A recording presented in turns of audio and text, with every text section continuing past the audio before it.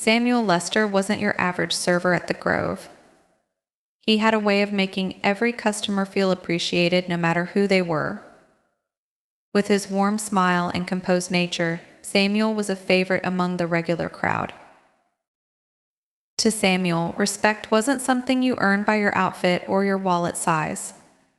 Whether someone wore a tailored suit or old jeans, they all mattered. That quiet Tuesday afternoon, the restaurant felt unusually serene.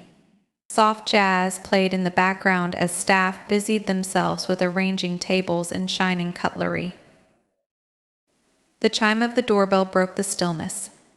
Samuel looked up to see a young boy enter, flanked by two men in sharp suits.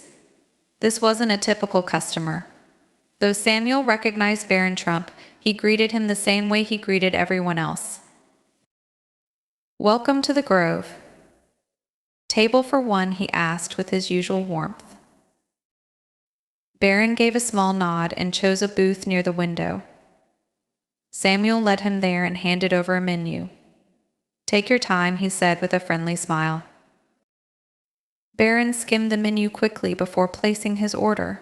"Just a cheeseburger and a soda," he said plainly. Samuel didn't bat an eye at the simplicity and replied, coming right up. As Samuel headed to the kitchen, his manager, Mr. Walter, stopped him. "Do you know who that is?" Walter asked, his tone sharp. Samuel glanced back at the booth. "No, sir. Should I?" he replied. "That's Barron Trump," Walter whispered urgently. "His father is." "I know who his father is," Samuel said calmly. "Then you understand this is delicate," Walter snapped. "Stick to the basics. No small talk, no unnecessary interactions. Don't make us look bad." Samuel gave a curt nod, swallowing his irritation, and focused on getting the boy's order ready. When he delivered the food, Barron thanked him softly. Samuel returned to his routine but kept an eye on the young guest. As Barron got up to leave, Samuel noticed something on the booth seat. It was a wallet left behind. Without a second thought, Samuel called out, "Excuse me? You forgot this." Barron turned, a flicker of surprise on his face as Samuel handed over the wallet. "Thank you," he said quietly. Samuel smiled and nodded before heading back to his duties, feeling the weight of Walter's disapproving glare. That evening, after the rush subsided, Walter called Samuel into his office. "You're fired," Walter declared, his tone ice cold. Samuel blinked, shocked. "What? Why?" he demanded. "You broke protocol," Walter said flatly. "You could have jeopardized our reputation." Stunned, Samuel left the restaurant that night, his mind heavy with disbelief and injustice. The next morning, his apartment felt eerily quiet. He sat on his couch, scrolling through job listings that blurred together on his laptop. After dedicating years to the Grove, losing it all over something so trivial felt like a cruel twist. Just as he was about to close his laptop, his phone buzzed. The screen displayed an unfamiliar number. Hesitant, he answered, "Hello." "Is this Samuel Lester?" a deep voice asked. "Yes, this is he. May I know who's calling?" "This is Donald Trump." Samuel's heart skipped. It had to be a prank. Mr. Trump," he stammered. "Yes," Trump replied. "My son Barron told me what happened at the restaurant. He mentioned you helped him with his wallet. Is that true?" Samuel hesitated.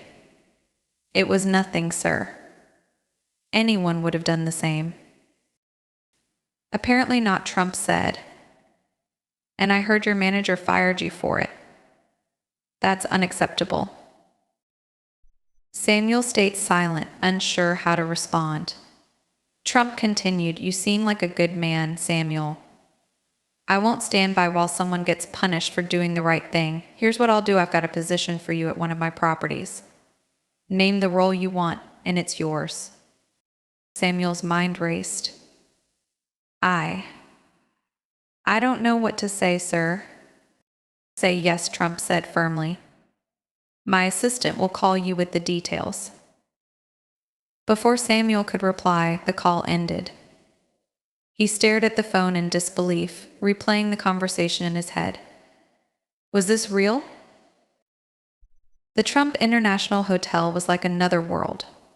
Towering above the busy streets, its sleek design and opulence left Samuel in awe. Adjusting his tie, he stepped through the grand revolving doors.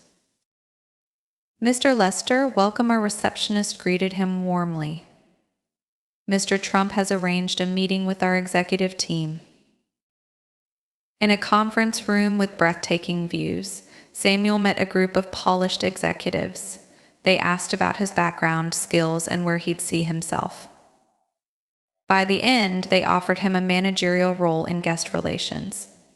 The responsibilities and salary were beyond anything Samuel had imagined. Over the following weeks, Samuel immersed himself in his new job. Colleagues respected him, guests appreciated his professionalism, and for the first time in years, he felt valued. Months later, Samuel received an unexpected invitation dinner with the Trump family. Seated in an elegant private dining room, Samuel felt both nervous and grateful. Barron greeted him warmly, a stark contrast to the reserved boy Samuel had met. Thank you, Barron said. You didn't have to help me that day, but you did. My dad says people like you are rare. Donald Trump raised his glass. To Samuel Lester, a man who shows us all that kindness is never wasted. Applause filled the room, but Samuel's smile remained humble. In that moment, he realized how one simple act of kindness had changed his life forever. And that's the story. Thank you for watching. If you enjoyed it, don't forget to like, share, and subscribe. Hit the notification bell for more incredible stories. Have a great day.